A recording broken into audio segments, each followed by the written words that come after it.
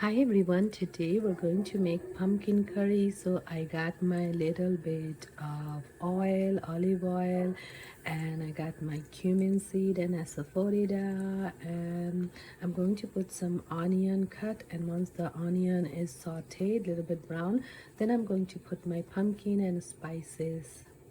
So as you can see is my onion is sauteed. To the pumpkin I'm going to add only onion. You don't need to add ginger garlic in the pumpkin. Tastes good just by onion sauteed.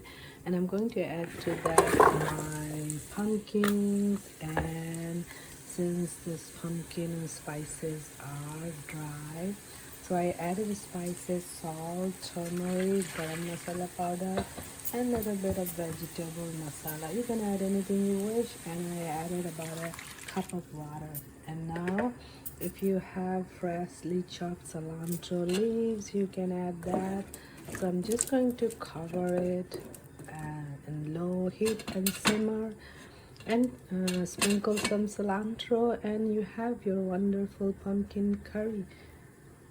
So this is the final look for pumpkin curry. This is extremely tasty. Don't forget to like, subscribe, comment, and share. I'll see you with many more. Bye bye.